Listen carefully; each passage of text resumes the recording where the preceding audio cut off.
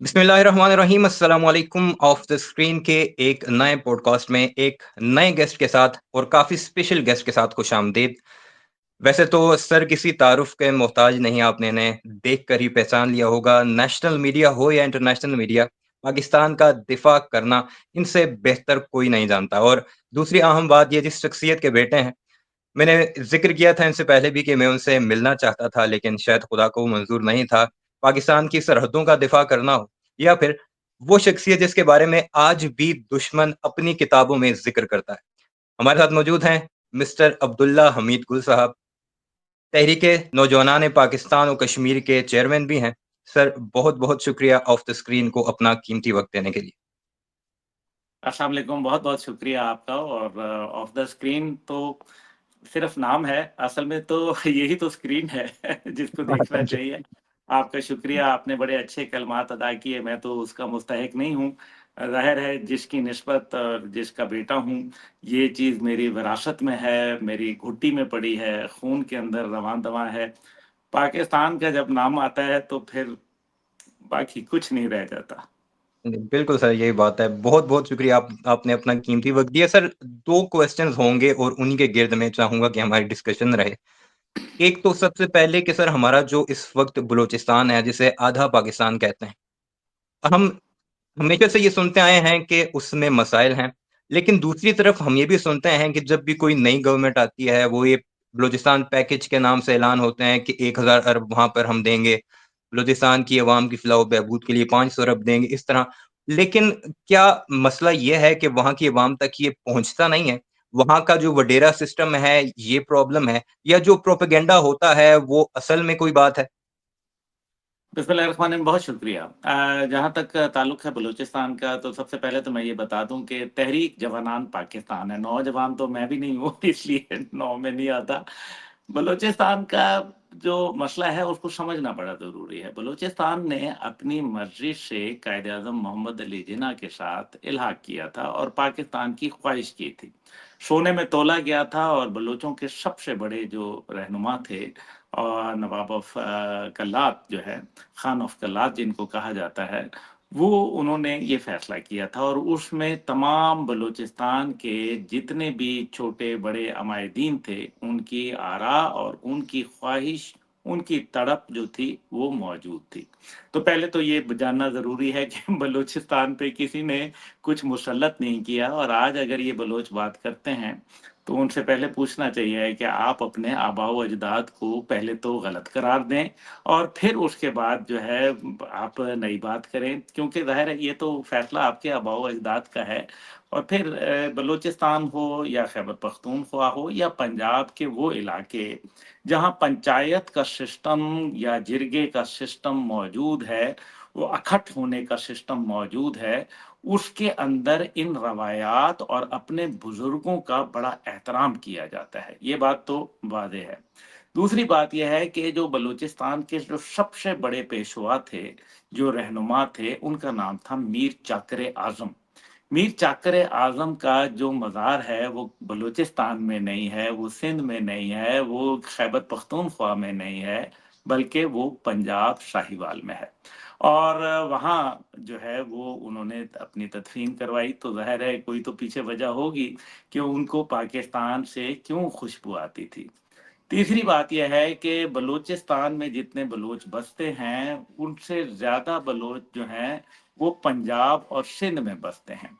बलूचिस्तान में इस टाइम पे नाम उसका बलूचिस्तान है और जैसे आपने कहा आधा पाकिस्तान, तो बिल्कुल दुरुस्त कहा, क्योंकि 44% पाकिस्तान का रकबा जो है, वो बलूचिस्तान की सरज़मीन है। लेकिन हैरानकुन बात ये है कि वहाँ आबादी तकरीबन 1 करोड़ 10 लाख के लगभग है। और ये आबादी बहुत उस हिसाब से छोटी है। अब इस 1 करोड़ 10 लाख आबादी के अंदर तकरीबन जो 72% है, वो दूसरी कौमियतें बसती हैं, जिनके अंदर बरोही भी हैं, जिनके अंदर मकरानी भी हैं, जिसके अंदर जो है वो पश्तून भी हैं और हज़ारा जात भी हैं। तो इस वजह से पीछे बलोच रह गए 28%। तो अब 28% की जो बात हम करते हैं, उसके हिसाब से अगर देखा जाए, तो बलूचिस्तान में हमेशा वज़ारत आला का जो ओहदा है, वो हमेशा एक बलूच रहनुमा को दिया गया।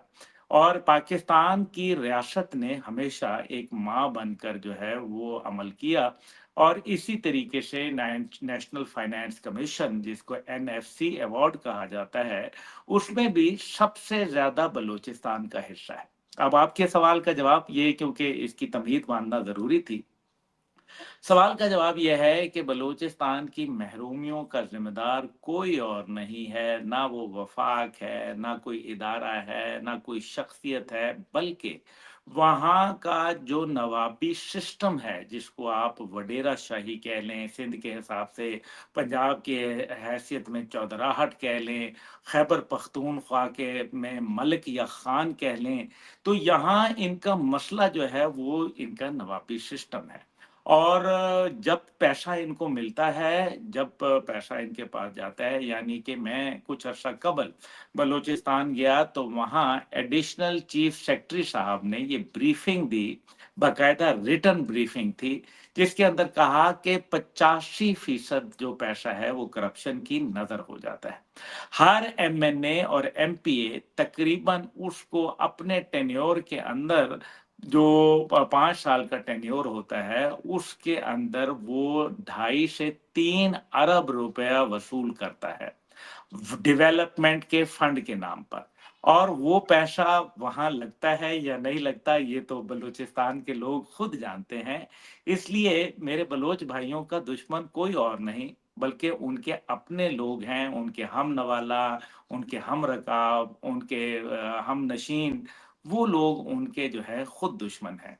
अब बलूचिस्तान की तारीख में पीछे जरा चले जाना चाहिए कि लेवी फोर्स क्या है।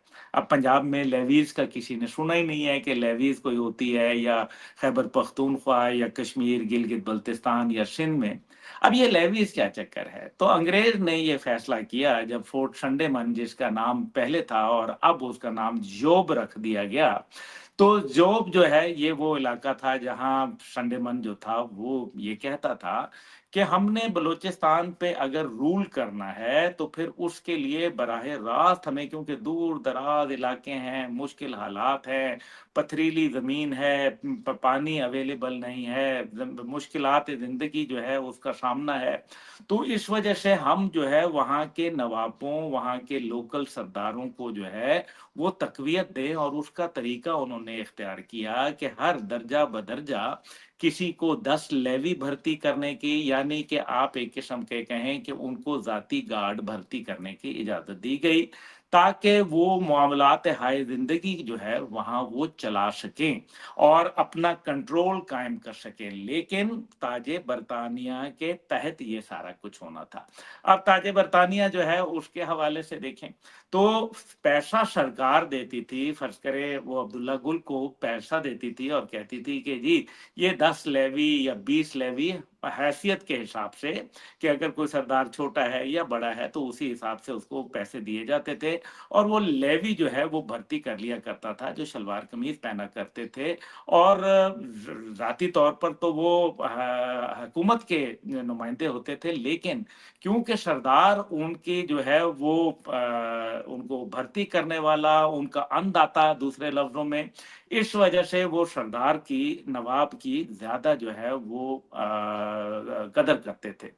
लेवी फोर्स जो है इस टाइम पे बलूचिस्तान के 81% इलाके के अंदर तकरीबन मौजूद है, और बलूचिस्तान के अंदर 19% वो इलाका है जिसको हम ए एरिया कहते हैं। इससे पहले, आज से चंद साल पहले, ये सिर्फ 7% था, और 93% जो था वो बी एरिया था, यानी कि पुलिस नहीं जा सकती। दूसरे लफ्जों में ये वहां का फाटा था, और जिस तरीके से यहाँ फाटा में पुलिस का कोई किरदार नहीं था, तो उससे वहाँ के जो लोकल नवाब थे, सरदार थे, उनको बहुत जो है वो तकवीयत मिली, ना सिर्फ रियासत के नुमाइंदे के तौर पर, बल्कि अपनी एक फोर्स जो है वो भी उनके साथ थी। तो बलूचिस्तान के ये पीछे वजूहात हैं कि वो किस अंदाज के अंदर उनके लोगों को बुनियादी सहूलियात से महरूम किया गया, और यूं सरदार और नवाब जो थे वो इलाके के थानेदार बन गए, और उन्होंने जो जमीनें और जायदादें बनाना शुरू कर दी और इलाकाई वसाइल को गश्त करना शुरू कर दिया। नतीजा ये हुआ कि वो अपनी कमियां कोताहियों को जो है छुपाने के लिए उन्होंने सियासत का रास्ता इख्तियार किया। और वो जब सियासी मैदान में आए, मैं नहीं कहूंगा कि हर आदमी ऐसा था, लेकिन इनमें ज्यादातर तादाद जो है, कसीर तादाद वो ऐसे लोगों की। जब वो लोग सियासत का लिबादा ओढ़ के आए तो मजीद उनको जो है वो आईनी तौर पर भी जो है वो ताकत मिली, और उसके नतीजे के अंदर उन्होंने मजीद लूट मार शुरू कर दी। जैसे मैंने आपसे गुजारिश की कि दूर दराज इलाके थे, सड़कें नहीं थी, मुश्किलात थी, कम्युनिकेशन, और आज भी ऐसे हालात हैं जहां जानवर और इंसान एक जगह से पानी पीते हैं, और मैंने अपनी आंखों से देखा हुआ है। 2005 तक जब मरी कबाइल के पास मैं गया तो उनको पेप्सी और कोक का नहीं पता था। आप अंदाजा करें कि 2005 में एक आदमी को पेप्सी और कोक का नहीं पता था। तो ये आलम उनके साथ किसने किया? क्या इसके जिम्मेदार आप हैं? इसके जिम्मेदार क्या हमारी वफाक है या हमारी अफवाज है? तो बिल्कुल नहीं।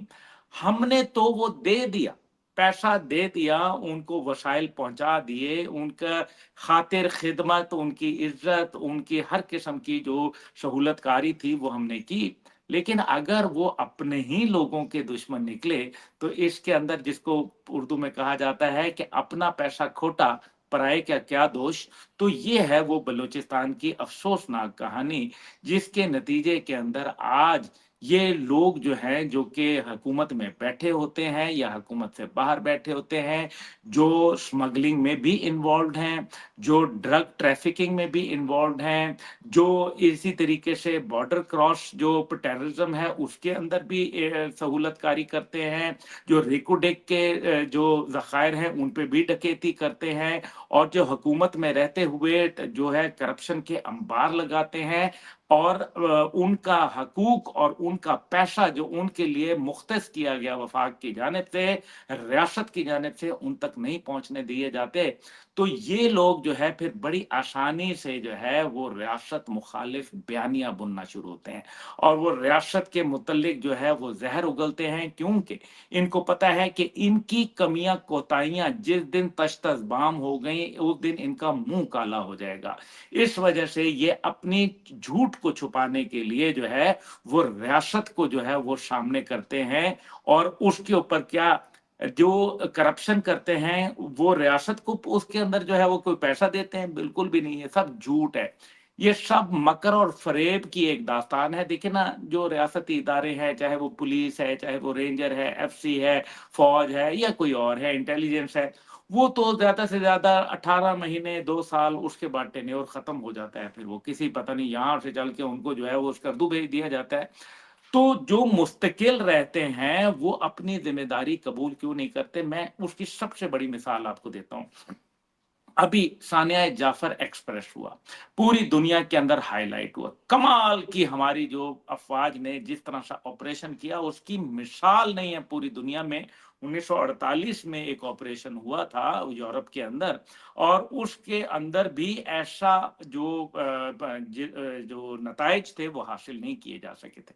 तो अल्हम्दुलिल्लाह, मेरा ख्याल है ये अफवाज पाकिस्तान का खासा है कि उन्होंने कभी भी कौम को मायूस नहीं किया। लेकिन सवाल यहाँ ये पैदा होता है कि जाफर एक्सप्रेस के वाक़ये के बाद आप देखते हैं कि वो सियासतदान जिनके ऊपर मेहरबानियां हैं, जो उस इलाके के हैं, जो वहाँ के मकीन हैं, वहाँ के सेनेटर हैं, वहाँ के एमएनए एमपी हैं, क्या आपने उनको उस जगह पे जाते हुए देखा? क्या अस्पतालों के अंदर मरीजों की अयादत करते देखा? क्या रेलवे स्टेशन पर उनको वेलकम करते हुए, या उनको जो है वो बच जाने के ऊपर उनके गले में कोई हार डालते, या उनके सर पर दस्ते शफकत रखते देखा? क्या टीवी के ऊपर बैठ के उन लोगों ने कोई पाकिस्तान के हवाले से और पाकिस्तानी अफवाज के किरदार के हवाले से रियासत के इस कामयाब ऑपरेशन के ऊपर उनको कामयाबी की से हमकिनार होते देखकर क्या कोई टीवी पे उन्होंने इस चीज को प्रोटेक्ट किया? अगर नहीं किया तो फिर आप समझ जाएं कि दाल जो है वो सारी काली है। सर, अगले क्वेश्चन की तरफ बढ़ते हैं। आपने बड़ा ज़बरदस्त जवाब दिया मेरा जो क्वेश्चन था, और ऑडियंस को भी ज़रूर समझ आ गया होगा। सर, ये मिसिंग पर्सन वाला क्या चक्कर है? एक तो ये बताइए कि मिसिंग पर्सन का एक बहुत ज़्यादा वावेला होता है, ख़ासकर बलूचिस्तान को लेकर। اور دوسرا میرا سوال اس کے ساتھ یہ بھی ہے کہ کیا صرف پاکستان میں ہی یہ مسنگ پرسن والی اسٹوری ہم سنتے ہیں یا دنیا بھر میں؟ ویسے میں نے ایک رپورٹ پڑھی تھی یو ایس میں بہت زیادہ مسنگ پرسن کی کہانیاں ہوتی ہیں، UK، تو اس بارے میں آپ کی کیا رائے ہے؟ نہیں جی، صرف پاکستان میں ہوتی ہیں، UK میں تو ایسے ہی وہ تقریباً 2.5 لاکھ لوگ مسنگ ہو گئے ہیں، وہ وہاں مسنگ تھوڑی ہیں، وہ تو بیچارے ایسے ہی ہیں، وہ تو UK کے ہیں نا جی، گوری چمڑی ہے، وہ تھوڑی مسنگ ہو سکتی ہے۔ اور تقریباً 3.5 لاکھ امریکہ کے اندر مسنگ ہے، لیکن نہ نہ نہ نہ ان کے متعلق تو بات نہیں کرنی، کیونکہ گناہ عظیم ہے نا، انکل ٹرمپ ناراض ہو جائے گا، پھر وہ جو پیشہ ہے جس کو یہ یہاں کہا جاتا ہے بلوچستان میں معاش، اس کی میں سٹوری بعد میں بتاؤں گا، وہ معاش کیا چیز ہے، یہ بڑی خطرناک چیز ہے۔ بہرحال وہ معاش بند ہو جاتا ہے۔ پھر اسی طریقے سے جو انڈیا کے اندر اس ٹائم پہ جو ہے وہ اتنے ہی 1 لاکھ کے قریب لوگ مسنگ ہیں، وہ بھائی بھارت ہے، بھارت تو ان کا دوست ہے، تو پھر ایسے تو نہیں بھارت کے لیے کہا جاتا۔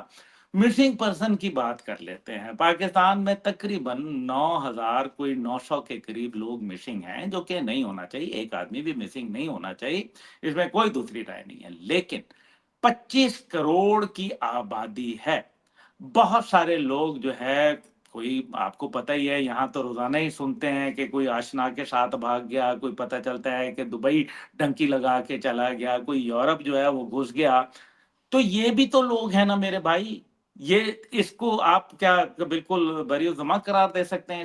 پھر کوئی جو ہے مکروہ دھندوں میں جو ہے وہ شامل ہو جاتا ہے۔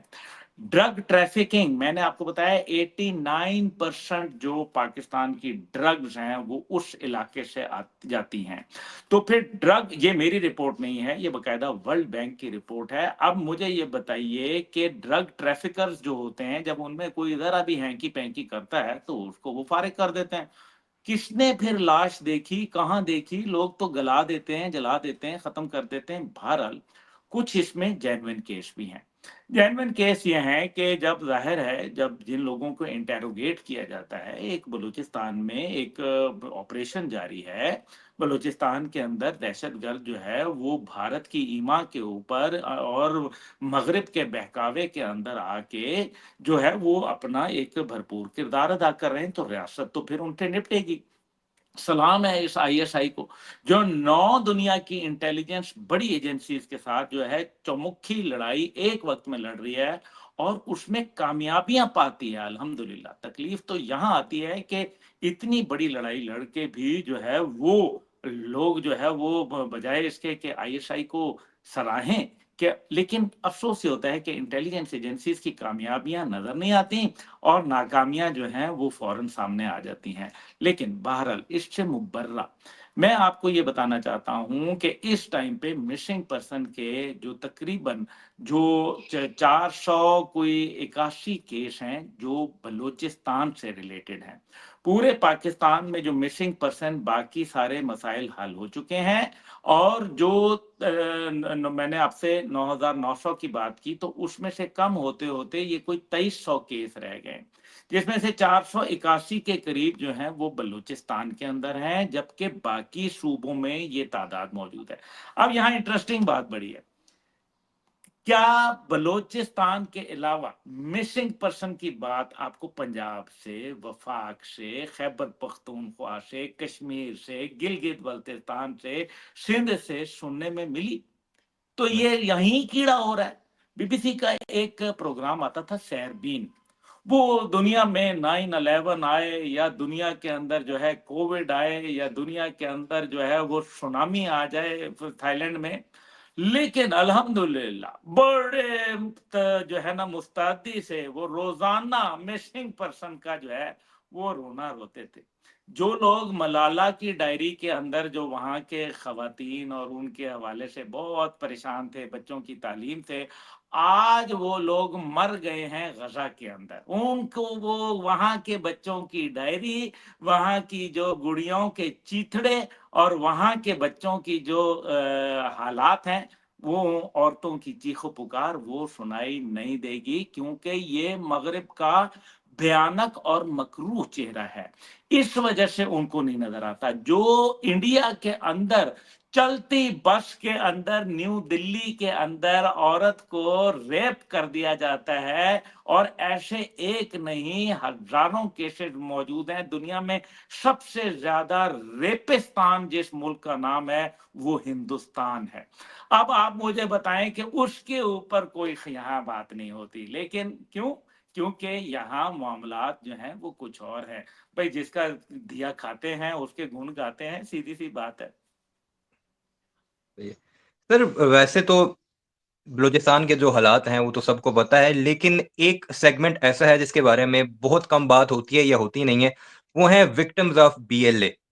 चाहे वो पंजाबी हों, सिंधी हों, पश्तून हों, इवन के सैकड़ों की तादाद में बलोच भी हैं, जो कि विक्टिम हैं बीएलए के। उन्हें या तो जासूसी का नाम देकर कत्ल कर दिया जाता है, कोई झंडा लहराए उसे मार दिया जाता है, या वैसे कोई बहाने बनाकर उनका कत्लेआम किया जाता है। लेकिन उनकी आवाज़ ना तो हमारा मीडिया बनता है, ना ही हमारे सोशल मीडिया पे उस पर कोई बातचीत होती है।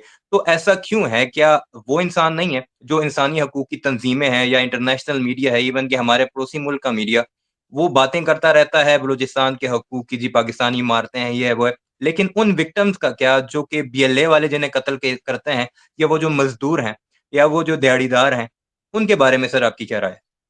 देखिए, ये बड़ी अजीब-सी बात है कि बलोच जो हमारे भाई हैं और बड़े अच्छे लोग हैं, लेकिन उनके अंदर हुनर सीखने की सलाहियत बहुत कम है।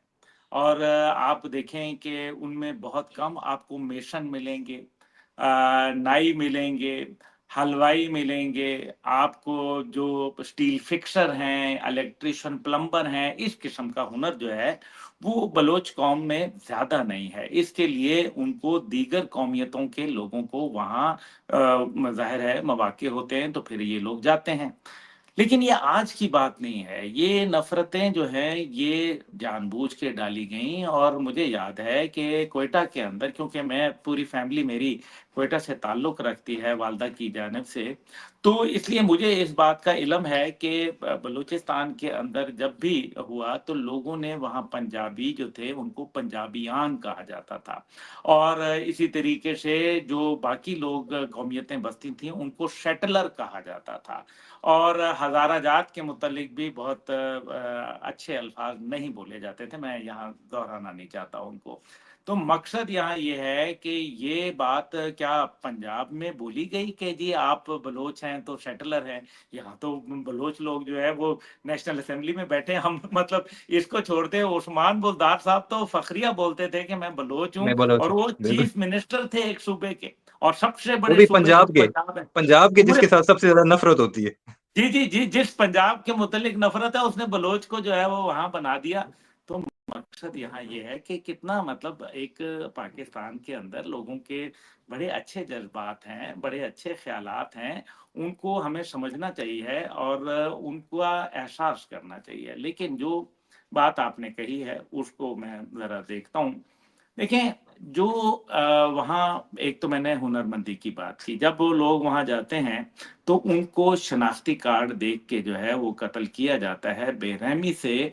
लेकिन अफ़सोस उन सोशल मीडिया के जो एक्टिविस्ट हैं या बड़े नाम नहाद सहाफ़ी हैं, जिनको एकदम अचानक पेट में इतने मरोड़ उठना शुरू हो जाते हैं। भई इतनी तकलीफ़ होती है कि पता चलता है वहाँ एक कुत्ता गायब हो गया तो वो बहुत उनको तकलीफ़ होती है। वो मारंग कहती रही कि जनाब मेरा तो कभी दहशतगर्दों से कोई ताल्लुक नहीं है, लेकिन बाप की कब्र के ऊपर जो है वो बाप वहां 20 लाख रुपए की बंदूक पकड़ के ड्रैगन ऑफ राइफल खड़ा हुआ है, स्नाइपर राइफल चलाना खाला जी का घर नहीं है, इसकी बकायदा ट्रेनिंग होती ट्रेनिंग है। होती है, बिल्कुल। ये मुझे बताए ना, ये रामदास बुगटी और उनको बाकी को लेके वो गांधी की समाधि पे कौन गया था? गांधी की समाधि के ऊपर उसको लेके गए। ये जनीवा के अंदर जो मजे कर रहे हैं भारतीय फंड के ऊपर, ये कौन कर रहे हैं? इसलिए जब मारंग लांगो जो है वो वहां जाती है, अपने बाप की कब्र के ऊपर बीएलए का झंडा लगाया होता है, और जब पाक फौज उनको वो खड़काती है दहशतगर्दों को कि जाफर एक्सप्रेस के अंदर उनकी बां बां हो जाती है, तो उसके बाद वो शलवारें छोड़ के जो है वो वहां जहाँ उनकी शलवारें टंगी रह जाती हैं, उन शलवारों को लेने के लिए वो आखिरकार कहती है जी लाशें लेने आए हैं। वाह तेरी! वो कभी पंजाबियों के लिए या वहां बाकी लोग जो वहां, और आपने बिल्कुल दुरुस्त फरमाया, या मारंग लांगो आई हुई थी इस्लामाबाद धरना देने के लिए। तो उसी टाइम पे एक उन लोगों का भी धरना चल रहा था जिनके जो लवाहिकीन थे वो वहां मौजूद थे, जो बीएलए जैसी दहशतगर्द तंजीमों का शिकार बने थे। और उनमें ज्यादा अक्सरियत जो थी बलोच की थी, और जी, वो उसमें बलूच। बलोच खवातीन अपने ड्रेसेस पहन के बैठी थी। मुझे मदऊ किया गया, मैं वहां गया, उनके साथ इजहार यकजहती की। उन्होंने वो तस्वीर उठाई हुई थी उनकी, वो बहुत छोटे छोटे बच्चे, बलोच बच्चे और बलोच एहलकार, इतने अच्छे जवान खूबसूरत हमारे पाकिस्तानी। उन लोगों को इसलिए जो है वो शहीद किया गया क्योंकि वो पाकिस्तान की बात करते थे। तो फिर इसका मतलब है ये क्या बलूचों के लिए कर रहे हैं? क्या ये बलूच कौम के लिए? तो मारंग वहां सामने खड़ी हुई थी। मैंने मारंग को कहा कि मैं आपके साथ मिसिंग पर्सन की बात करूंगा, आपके साथ शाने से शाना मिलाऊंगा, लेकिन पहले आप इस कैंप में आके बीएलए जैसी दहशतगर्द तंजीम को कंडेम करें, उसकी मजम्मत करें, और इन जो शोहदा के वरसा, जो बलोच शोहदा के वरसा है, उनके सरों पर हाथ रखें। मैं आपके साथ खड़ा हूंगा। नहीं आई, भाग गई वहां से। तो इससे तो वाजे नजर आता है ना कि मारंग का एजेंडा, मारंग करती क्या है। भाई पहली बात यह है कि उसने ये एक बात बड़ी अजीब सी है, बहरहाल मैं लेकिन ये कर ही देता हूँ। कहती है कि जी वो पहले साल मेरे लिए वालदा ने अपने जेवर बेच दिए, पहले दूसरे कपड़े, साल जो है वो कपड़े बेच दिए। अब पहले ये कपड़े बड़ी फिर जेवर। नहीं, पहले जेवर और फिर कपड़े बेचे। मैं आपको ये पहले जेवर बेचे भाई, जिसको हाँ सॉरी, पहले कपड़े फिर जेवर, हाँ फिर जेवर। बिल्कुल। तो भाई जिसके पास जेवर हो वो पहले जेवर बेचेगा या कपड़े बेचेगा? तो मतलब जब उन्होंने कपड़े बेच दिए तो फिर वो क्या जेवर सिर्फ पहनते रहे? तो मतलब खुदा का खौफ करे, ये किस किस्म की। और फिर जब हुकूमत पाकिस्तान की तरफ से वो सारी चीजें सामने आ गई कि जनाब ये उसका वजीफा है, और सिर्फ उसी का नहीं बल्कि तमाम वहां जो लोग पढ़ते हैं उनका वजीफा दिया जाता है, उनको पढ़ाया जाता है, चलो वो तो खत्म हो गया। अब मारंग कैसे चल रही है? ये जो इतने अल्लल्ले तल्लल्ले हैं, जो यूरोप के ट्रिप हैं, जो यूरोप से पैसे हैं, वो कहाँ से आ रहे हैं? फिर यूरोप में रॉ के लोगों से जो मुलाकातें होती हैं, फिर ये जो स्टारलिंक सैटेलाइट के जरिए जो है नेट कायम किया जाता है, और फिर ये झूठी खबरें फैलाई जाती हैं हाकाल के ऊपर कि ओ हो ये बड़ा कुछ हो गया। बीएलए समझने लग गई है कि पता नहीं कोई बहुत बड़े कोई तुर्रम खाना है ये। तो जिस दिन पाक फौज सीधी हो गई ना और फैसला कर लिया, उस दिन इनको वो इनका हाल करना है कि आपको समझ नहीं आनी। ये मामूली बात नहीं है। पाकिस्तानी फौज ने 96% दहशतगर्दी पे तब काबू किया मुट्ठी भर वसाइल के साथ जब 6.23 ट्रिलियन डॉलर लगा के अमेरिका अफगानिस्तान के अंदर शिकस्त खोरदा होके जो है वहां जूते खा के बाहर निकला, और पाकिस्तानी फौज ने दहशतगर्दों को कंट्रोल किया। ये जो मौजूदा दहशतगर्दी है इसकी बड़ी वजह अमरीकी असला है जो वहां छोड़ दिया गया दानिस्ता तौर पर। मेरे भाई आप खुद देखें कि एक दरमियाने साइज के मुल्क का भी बजट जो है 8 बिलियन डॉलर वर्थ असला नहीं होता। तो 8 बिलियन डॉलर का असला जो था वो वैसे ही छोड़ गया। वो कोई ये दो चार राइफलें थी या ये कोई 150 गोलियां थी जो उनसे जो है वो रह गई थी।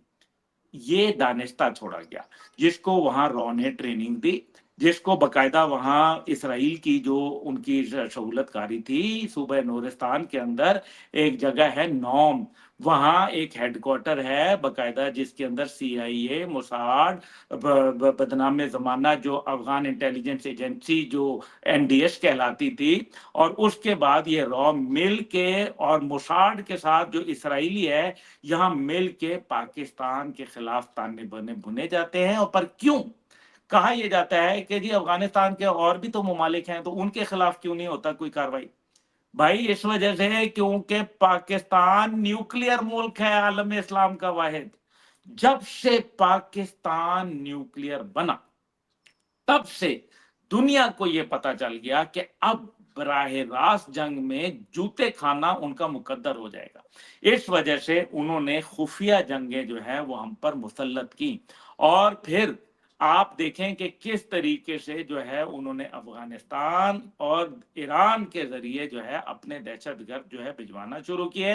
ظاہر ہے اس کے اندر دونوں حکومتوں کو اپنی سیکیورٹی کے معاملات کو بہتر کرنے ہوں گے تاکہ پاکستان میں اس قسم کے واقعات جنم نہ لے سکیں.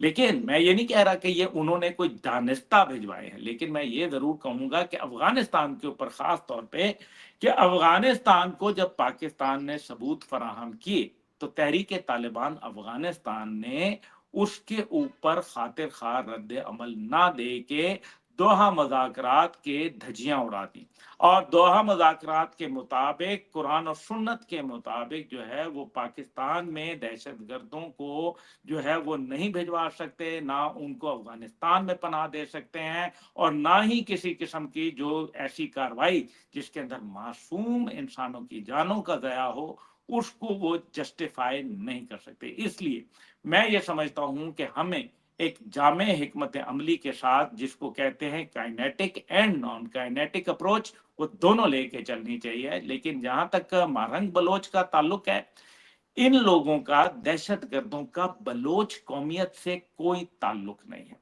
بلوچ غیرت مند لوگ ہیں، وہ اپنی عورتوں کو باہر نہیں کرتے، وہ راتوں کو بیٹھ کے چوکوں چوراہوں پہ آگ لگا کے وہاں عورتیں اکیلی بیٹھے جو ہے وہ ترانے پڑ رہی ہیں. یہ بلوچ قوم کا نہیں طریقہ. وہ سر اپنی وہ عورتوں خودکش سے، دھماکے جو ہیں وہ بلوچ عورتوں سے اب کروا رہے ہیں، یہ تو بہت ایکسٹریم لیول تک پہنچ چکے ہیں. جی جی دیکھیں نا، بلوچ تو غیرت مند قوم ہے، سر کے اوپر پردہ ڈالنے والے لوگ ہیں، چادر چار دیواری کے پابند ہیں، پاکستان سے محبت کرتے ہیں. میں نے تاریخ میں بتایا آپ کو. اب یہ کون ہے؟ یہ دہشت گرد ہے، اور دہشت گرد جو ہیں وہ صرف پیسے کا ان کو مزہ آ رہا ہے. اور دہشت گرد کا نہ کوئی دین سے تعلق ہوتا ہے، نہ مسلک سے تعلق ہوتا ہے، نہ قومیت سے تعلق ہوتا ہے، نہ رنگ سے تعلق ہوتا ہے، نہ نسل سے تعلق ہوتا ہے. وہ ایک درندہ ہوتا ہے، اس کے لیے کچھ بھی نہیں ہوتا، اس کے لیے صرف دہشت گردی ہوتی ہے. یہ وہ ظالم لوگ ہیں جو اپنے لوگوں کو کھا جاتے ہیں. آپ نے مسنگ پرسن کی بات کی، ان میں زیادہ تر وہ لوگ ہیں جو مسنگ پرسن، جب ایک مسنگ پرسن کے میں نے چیک کیا، وہ جی مسنگ پرسن ہو گیا، میں مسنگ پرسن ہو گیا، پیچھے گئے پتہ چلا وہ فیصلہ آباد کی جیل کے اندر ہے قتل کے مقدمے میں، وہ مسنگ ہو گیا تھا. بھائی حکومت پاکستان نے باقاعدہ ایک مسنگ پرسن کا جو ہے وہ ایک کیا کمیشن بنایا پورٹل ہوا ہے. بنایا ہوا ہے، اور اس کے اندر آپ جب بھی اپنی کوئی چیز ڈالیں آپ کو ایک ہفتے کے اندر اس کا جواب آتا ہے. آپ 50 لاکھ روپیہ حکومت پاکستان ان کو دے رہی ہے کہ اگر آپ کا بندہ مسنگ ہو گیا ہے تو ہم یہ دیں گے، اور اگر وہ مل گیا تب بھی وہ پیسہ آپ کا ہے. مطلب آپ اندازہ کریں اس سے زیادہ اور کیا کریں. وہ کہتے ہیں کہ جی آپ بتائیں مسنگ کیا ہے. اب جب بی ایل اے جیسی، بی ایل آر جیسی تنظیمیں، جو بی وائی سی جیسی تنظیمیں جو ہیں، جب وہ لے کے ان کو چلی جاتی ہیں اور جب یہ مارے جاتے ہیں، آپ کو یاد ہوگا کہ وہ سرفراز بنگل رئی جو جس نے دوبارہ سرنڈر کیا تھا. قومی دھارے میں شامل ہوا تھا، اور اسی طریقے سے گلزار امام شمبے، تو انہوں نے کیا بولا تھا کہ یہ لوگ تو وہاں مارے جاتے ہیں، ان کو ہم خود ہی مار دیتے ہیں. آپریشن ختم ہوا، مار دیا، وہاں گیدڑ ان کی لاشیں کھاتے رہتے ہیں، وہاں پہاڑ میں پڑی سڑتی رہتی ہیں، کتے کی موت مارے جاتے ہیں اپنے لوگوں کے ہاتھوں. ان کا کوئی اور دشمن نہیں ہے. بی ایل اے خود سب سے بڑی دشمن ہے اپنے لوگوں کی، کیونکہ وہ ایک وقت میں ان سے کچھ کام کرواتے ہیں اور اس کے بعد ثبوت مٹا دیتے ہیں. تو یہ ان کا انجام ہوتا ہے، تو پھر مسنگ ہو جاتے ہیں. سر آخری کوشچن کی طرف بڑھتے ہیں، اور وہ ہے ہمارے پڑوسی ملک کے بارے میں. سر پاکستان میں کوئی بھی مسئلہ ہو، کوئی پولیٹیکل ریلی ہو، انہیں بڑی تکلیف ہوتی ہے، وہ اسے سول وار کا نام دے دیتے ہیں. اب بلوچستان کا جیسے جعفر ایکسپریس کا ایشو ہوا، اس کے بعد پورے کا پورا بھارت کا میڈیا ہو، سوشل میڈیا ہو، ایون کہ ان کے پولیٹیشین، وہ پل پڑے پاکستان کے اوپر کہ بلوچستان کو ہم الگ کر دیں گے، بلوچستان میں یہ ہو رہا ہے. ایون کے بعد بعض لوگوں نے ٹائم فریم بھی دیا کہ 6 سالوں بعد بلوچستان الگ ہو جائے گا، 12 سال بعد کے پی الگ ہو جائے گا، پاکستان صرف پنجاب رہ جائے گا. تو سر سوال یہ ہے، کیا ان کے اپنے کوئی مسائل نہیں؟ کیا ان کے اندر اتنی خوشحالی ہے کہ وہ پاکستان کی مالا جپتے رہتے ہیں، جبکہ اگر ڈیپ ڈک کریں تو ہم پاکستان کے مسائل کو بھول جائیں گے؟ تو ایسا کیوں ہے؟ کیا ایک اسٹریٹجی کے تحت وہ پاکستان کو ٹارگٹ کر کے اپنی عوام کو بیوقوف بناتے ہیں، یا اس کا کوئی اور اس کا ریزن ہے؟ देखिए, पूरे भारत के अंदर एक आदमी भी जो है वो बलोची बोलने वाला नहीं है, लेकिन उनके कितने बेचारे हमदर्द हैं कि वो बलोची रेडियो स्टेशन चला रहे हैं। कितने बेचारे जो है वो मासूम लोग हैं और उनको ख्वाब आने लग गए हैं। पाकिस्तान से कबूतर आए, पाकिस्तान से गुब्बारा उड़ के आ जाए, वो आईएसआई का जो है एजेंट आ जाता है। इससे ये वाक़ई वो समझते हैं, यानी कि आईएसआई को आप समझें कि वो कितनी कोई ज़बरदस्त ऑर्गनाइज़ेशन है, जिससे वो दुश्मन जो है वो काँपता है। वो एक वहाँ से पत्ता भी आ जाता है तो वो इसको आईएसआई का वो आईएसआई डाल ने देते भेजा हैं, आईएसआई ने भेजा है। तो इसका मतलब ये है कि आप देखें कि खौफ कितना था। वो कि बॉम्बे अटैक से हमारा कोई लेना-देना नहीं है।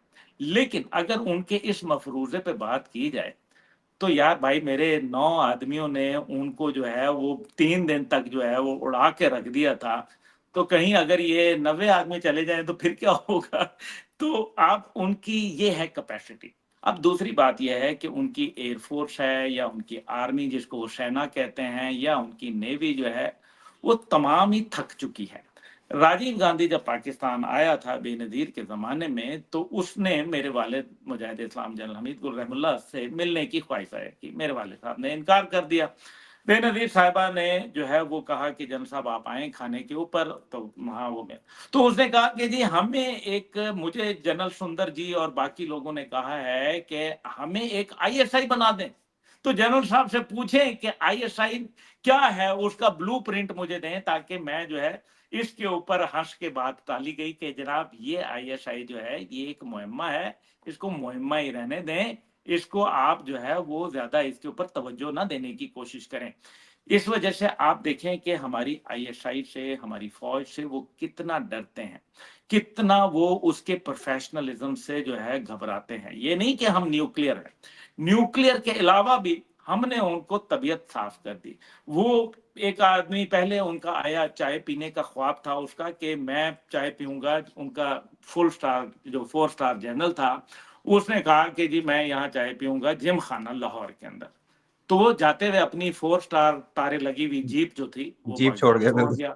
हाँ, फिर एक आदमी ने कहा मैं भी चाय पीने आऊँगा, वो इतना मेहरबान रहा कि उसने एक अपना जहाज़ दे गया अभिनंदन।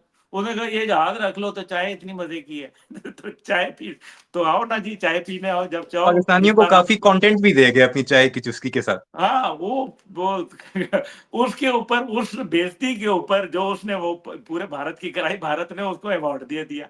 यानी कि भारत अपनी बेइज़्ज़ती पे अवार्ड देता है, ये बात होगी। फिर ये कुलभूषण बिल्कुल यादव फाल्कन भेजा। अवार्ड मिला था उसे। हाँ, कुलभूषण यादव आया, कुलभूषण यादव को जो है वो यहाँ पकड़ के वो उसकी जो है उसने कन्फेस कर दिया सारी जगह पे। अब वो भारत जो है वो कुलभूषण यादव को अब क्या बोले, सुरजीत सिंह हो, कश्मीर सिंह हो, ये तमाम के तमाम दहशतगर्द थे। अब मसला यहाँ क्या है? जब से पाकिस्तान का उन्होंने देख लिया कि ये नाकाबिले तस्खीर है, तो वो वावेला करते हैं। 2012 में भी लोगों ने बातें की थी कि दुनिया खत्म हो जाएगी, फ़िल्में भी बनी थी बड़ी, हॉलीवुड की फ़िल्में थी। तो हुँ, फिर हुँ। क्या दुनिया खत्म हो गई, अब तो 2025 आ गया। तो फिर ये बातें कि ये भी इन्होंने इसी भारत ने कहा था, यही नेहरू था जिसने कहा था, यही आरएसएस के गुंडे थे जिन्होंने कहा था, दहशतगर्द थे जिन्होंने कहा था 3 महीने में पाकिस्तान जो है वो माफ़ी माँग के जो है भारत के साथ वापस हम हो जाएगा। अल्लाह का शुक्र है सीने पे मूँग दल रहे हैं और बड़े मज़े से एन्जॉय करके दल रहे हैं। तो अल्लाह का शुक्र है पाकिस्तान वो हकीकत है जिसने दुनिया के अंदर अपना किरदार और मुकाम पाना है। और भारत वो माज़ी है जिसको तारीख़ फ़रामोश कर देगी। क्योंकि भारत के अंदर 33 इंडिपेंडेंस की मूवमेंट्स इस टाइम पे चल रही हैं, जिनको वो रिकॉग्नाइज़ करते हैं। 100 से ज़्यादा वो तंज़ीमें हैं जो आज़ादी के मतवाले हैं और वो अनरिकॉग्नाइज्ड हैं। आप देख लें कि पूरा रेड कॉरिडोर जिसको वो नक्सलाइट का इलाका कहते हैं, जो इधर छत्तीसगढ़ जो और 9 रियासतें नागालैंड, हैं पूरी उधर। मिजोरम, झारखंड, ये सारे इलाके जो हैं ये उनके इलाके उनके हाथ से बाहर जा चुके हैं। भारत के अंदर नस्ली बुनियादों के ऊपर, कौमी बुनियादों पर, इलाकाई बुनियादों पर और मजहबी बुनियादों पे वाज़ेह तफरीक है। अभी आप उनकी किसान मूव मूवमेंट को देख लें कि किस तरीके से किसान मूवमेंट उठी और उन्होंने 861 लोगों को जो है वो मार दिया इसमें। फिर ऑपरेशन ब्लू स्टार के बाद सिखों की मूवमेंट सुनी और खालिस्तान का झंडा जो है वो लाल किले के ऊपर जाके उन्होंने सिखों ने अभी लहरा दिया इसी किसान मूवमेंट के दौरान। जी, जी, तो फिर बिल्कुल। आप मुझे बताएं कि भारत का प्रॉब्लम यह है कि उसके अंदर इतनी जबरदस्त टूट फूट मौजूद है कि वो इस तमाम का जो मलबा है वो पाकिस्तान पर डाल के और नफरतों की बुनियाद के ऊपर सियासत को कायम रखे हुए है। नरेंद्र मोदी का जो ख्वाब है वो कभी शर्मिंदा ताबीर नहीं होगा। उसकी वजह यह है कि Narendra Modi is the last nail in the coffin. वो ताबूत के अंदर आखिरी कील के तौर पर साबित हो रहा है। जो सोमनाथ हो या बाबरी मस्जिद हो या दीगर जगह के ऊपर जिस तरीके सिटीजनशिप अमेंडमेंट एक्ट हो या फिर कोई और मामलात हो, कश्मीर का मामला हो, नरेंद्र मोदी हर जगह मार खा रहा है। उसकी सोच जो है वो परवान नहीं चढ़ रही बल्कि दिन ब दिन नीचे से नीचे चली जा रही है।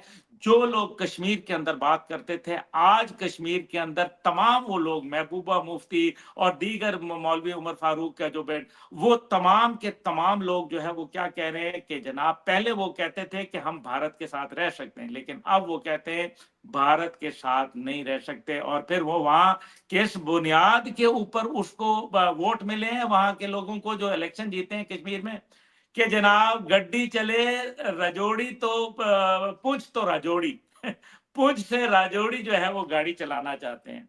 तो फिर आप समझ लें कि ये पाकिस्तान वो हकीकत है जो एक दरख्शां सितारे के तौर पर उभर के सामने आई है।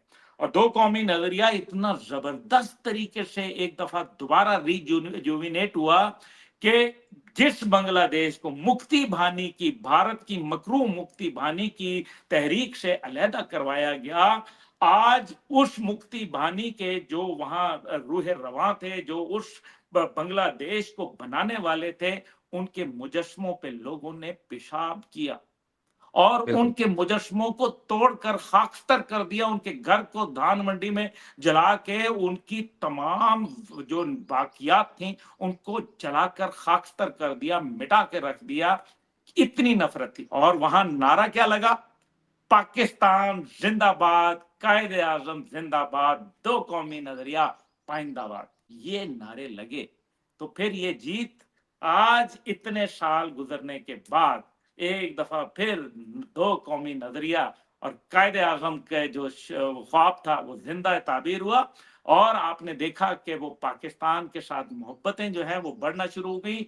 भारत को बुरी तरीके से वहां सिफारती सतह के ऊपर, सियासी सतह पर, इंटेलिजेंस सतह पर, मिलिट्री सतह के ऊपर मुंह काला हुआ और मुंह पे जूते पड़े भारत के। और ये बात भारत को बर्दाश्त नहीं हो रही। इस वजह से नरेंद्र मोदी का जो ख्वाब है, जो नरेंद्र मोदी की जो अज़ाइम है, वो उसको अपनी जिंदगी में ही भुगतने पड़ेंगे। और आप देखेंगे कि भारत जो है वो मल्टीपल जगहों से टुकड़े होगा। इस वजह से ये बात वो बखूबी जानते हैं। इस वजह से तमाम का तमाम मलबा वो पाकिस्तान की नफरत की बुनियाद के ऊपर डालते हैं। उनके मीडिया का ये आलम है कि उसको अफगानिस्तान में सरीना होटल की 5वीं मंजिल नजर आ जाती है, जबकि मंजिलें ही हैं 4। बिल्कुल। तो ये उनका टॉप रेटेड एंकर ये बकवास कर रहा है, खुराफात बक रहा है। सर, ज़िमनी क्वेश्चन है इसके साथ फाइनल, और फिर उसके बाद कंक्लूड करते हैं। सर, भारत का मीडिया हर वक़्त पाकिस्तान, पाकिस्तान करता रहता है। पाकिस्तान के मसाइल को जो छोटे होते हैं उन्हें बढ़ाकर अपने ऑडियंस या दुनिया के सामने लेकर आता रहता है। पाकिस्तान के मीडिया के रोल को आप क्या देखते हैं? क्या पाकिस्तान के मीडिया को मणिपुर, नागालैंड, खालिस्तान, कश्मीर या फिर मुसलमानों के साथ जो कुछ हो रहा है, क्या इसके बारे में बात नहीं करनी चाहिए? हम लोग तो करते हैं और मैं तो डेली करता हूँ। लेकिन मैं खुद ये चाहूँगा कि मेरा मीडिया भी उन लोगों के मसाइल पर बात करे ताकि हम उन्हें किसी तरह काउंटर तो कर सकें। हाँ, ये आपने मेरे बड़े दिल की बात कही है। देखें, जब ये जाफ़र एक्सप्रेस का वाक़या हुआ तो उस टाइम पे हमारी रियासत को, जो एक हुकूमत मैं कहूँगा, मिनिस्ट्री ऑफ आईटी को एक काउंटर नैरेटिव बिल्ड करना चाहिए था, मुतबादल बयानिया। लेकिन वो नहीं कर सके, ये इसमें कमज़ोरी थी। सोशल मीडिया पे उस तूफ़ान बदतमीज़ी और झूठ को नहीं रोक सके, ये फेलियर था। तीसरी बात बड़ी अहम है کہ وہ روزانہ کسی بلوچ کو بلا کے وہاں بٹھا دیتے ہیں. تو ایک مجھے بھی موقع ملا، انڈیا ٹوڈے سب سے بڑا چینل ہے، اور مجھے بھی انہوں نے جعفر ایکسپریس والے دن جو ہے اور اس کے بعد بھی، لیکن میں اس اسپیسیفک واقعے کی بات کروں تو مجھے بھی بلایا. تو وہ ایک بلوچ صاحب جو ہے بیٹھے تھے، انہوں نے کہا یہ پاکستان کے نمائندے ہیں عبداللہ گل صاحب. تو میں نے کہا جی آپ کس کے نمائندے ہیں؟ اگر تو آپ کے پاس پاکستان کے علاوہ کوئی پاسپورٹ ہے تو وہ ذرا بتا دیں. وہ جواب ہی نہیں دے سکا. اس کے پاس کوئی جواب نہیں تھا. وہ واہیات آدمی، تم پاکستان کے پاسپورٹ کے اوپر بیٹھے ہو اور آگے اکڑ خانی دکھا رہے ہو. تمہیں بھارت کا اتنا پاسپورٹ تمہیں وہ دیتے نہیں ہے. بھارت صرف ٹیشو پیپر کی طرح استعمال کرتا ہے. اور وہی حال دیکھیں، بھارت اور بی ایل اے کی ایک سوچ ہے، استعمال کرو اور پھر اس کے بعد ختم کر دو. جو وہی بھارت بھی کرتا ہے وہ یہ بھی کر رہے ہیں. اب مسئلہ یہاں یہ ہے کہ ہم کیوں نہیں، ابھی یہ ناگا لینڈ کے اندر انہوں نے اپنا پرچم علیحدہ کر دیا، انہوں نے اپنا کانسٹیٹیوشن جو ہے وہ بتا دیا. اب ہمیں کیوں نہیں چاہیے کہ مین سٹریم چینل کے اوپر، میں نے کہا وہ انڈیا ٹوڈے سب سے بڑا چینل ہے، اب مین سٹریم چینل کے اوپر بلا کے، یہ جیو والے کیوں نہیں بلاتے؟ یہ حامد میر صاحب اپنے پروگرام میں بلائے نا. میں تو درخواست کروں گا جناب حامد میر صاحب، آپ اتنے بڑے صحافی ہیں، آپ ضرور ایسے لوگوں کو بلائیں تاکہ ان لوگوں کا کلا کما ہو سکے. اور ان لوگوں کو، اور اسی طریقے سے دنیا چینل ہے، دیگر بڑے بڑے چینل ہیں، ایکسپریس ہے، ARY ہے، ان کو چاہیے کہ وہ بلائیں ان بھارتی لوگوں کو، ان کو بٹھائیں، کشمیری رہنماؤں کو بلائیں وہاں، جو اسی طریقے سے سکھ رہنماؤں کو بلائیں، ان کے ساتھ ڈیبیٹ کریں، بھارتی لوگوں کو بلائیں، دیکھیں تو صحیح کیسے پیٹ میں مروڑے اٹھتے ہیں. یہ ہمارے میڈیا کا بہت بڑا کمزوری ہے میرے خیال میں. اس کو ہمیں جو ہے وہ دیکھنا چاہیے. اسی طریقے سے ہمیں فلمیں بنانی چاہیے اپنے ہیروز کی. کارگل کے اوپر میرے خیال میں کرنل کیپٹن شیر خان شہید جو تھے، ان کا ہمیں جو ہے وہ ایک بنانا چاہیے. اسی طریقے سے افغانستان میں جو ISI کا کردار تھا، جس سے پوری دنیا کے اندر انہوں نے تہلکہ مچا دیا. 16 ریاستیں جو تھیں وہ روس سے بنا دی گئیں، جن میں 6 اسلامی ریاستیں تھیں. اس کے اوپر چیزیں بننی چاہیے. اس کے اندر جو ہمارے ISI کے کردار ہیں ان کو اجاگر کرنے کی ضرورت ہے، ہمارے ہیروز کو اجاگر کرنے کی ضرورت ہے. اور خاص طور پہ ابھی نندن کے اوپر ایک فلم بنانی چاہیے کہ ابھی نندن سے ابھی ننگن تک، جب ہم نے اس کو ننگن نہیں ہو گیا تھا نا، اور کیا. بالکل. تو مقصد یہ ہے کہ ہمیں یہ اس قسم کی چیزیں بنانی چاہیے. یہ کردار ہمارے میڈیا کا ہونا چاہیے، کیونکہ ہم پاکستانی ہیں اور ہمیں اپنے پاکستانیت پر فخر ہے الحمدللہ. سر بہت بہت شکریہ، تھینک یو ویری مچ اپنا قیمتی وقت دینے کے لیے. اور انشاءاللہ آگے بھی آپ سے اس طرح گفتگو ہوتی رہے گی. اپنی آڈینس کے لیے، میرے لیے بہت کچھ سیکھنے کا موقع ملا، اور آگے بھی انشاءاللہ ہم اسے کنٹینیو رکھنے کی کوشش کریں گے. بہت بہت شکریہ ونس اگین سر.